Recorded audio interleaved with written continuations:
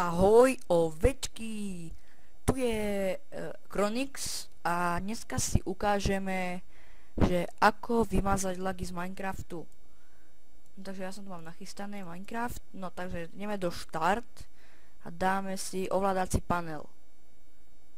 Počkaj, vidíte mi kurzor? No dobre, nevadí. No a tu máme hore také všelijaké programy. My klikneme na túto programy. No a tu máme, že Java. Keď tam máte napríklad, keď tam máte iba takto napísané ako ja, že Java, toto spodné, to Java, tak máte 64 bajtovú a keď máte niečo iné, napísané ešte nejaké hovadinky alebo niečo také, veľké čísla, 32 bit alebo také niečo, tak máte 32 bajtovú. No rozklikneme to. To nám otvorí Java. Tak a sa nám zobrazí taká tabulka. My dáme tuto Java, počkaj nie, áno, tu dáme Java, tuto view a tu máme runtime parametre, na to si klikneme dvakrát. No a takže ten, kto má takéto Java napísané, tak tam má 64 bajtovú. Ten, kto má 64 bajtovú, toto si nejako zmenšíme, aby sme to videli. Tak, ten, čo má napísané toto Java, iba Java, tak si sem napíše toto horné XMX, ja sa tam napíšem, lebo ja mám tiež 42 bajtovú, či 64, sakra. XMX, drť, jak sa to píše?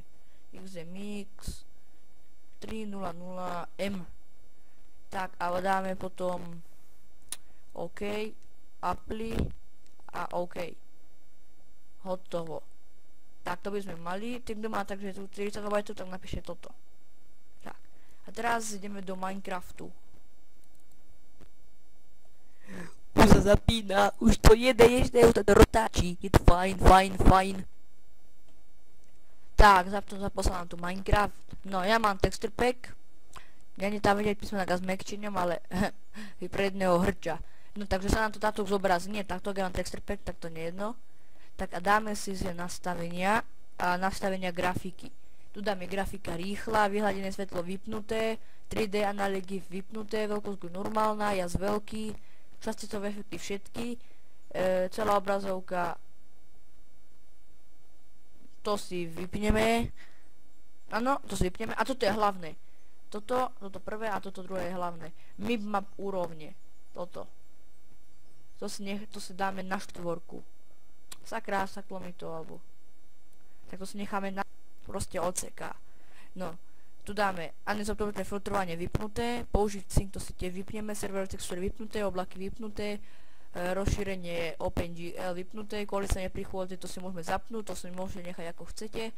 Tu si dáme vzdialenosť vykresľovania, si dáme 2, to je akože ako ďaleko to vidíte, ako ďaleko sa má zobrazovať krajina. Teraz si to nechám na 2. A rýchlosť vykresľovania, no maximálna rýchlosť vykresľovania 120 fps si necháme. Dáme hotovo. Tak a to je vlastne všetko. Počkajte. A zorné pole normálne. Dobre. Takže to je, ďakujem, že ste pozreli tento tutoriál. Dúfam, že som vám pomohol, ale ja si myslím, že určite áno, pretože toto je vynikajúce, čo som vám teraz poradil. Tak a možno sa uvidíme